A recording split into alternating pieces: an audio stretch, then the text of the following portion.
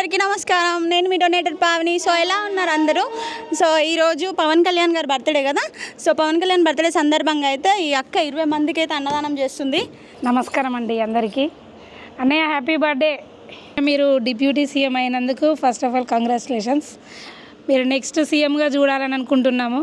సీఎంగా చూస్తాను, కానీ ఆలోపు మిమ్మల్ని ఒకసారి చూడాలని ఆశపడుతున్నాను. కొంచెం ఎట్లయినా పర్లే అన్న, నేను ఉన్నంత వరకైనా మిమ్మల్ని ఒకసారి చూడాలంతే.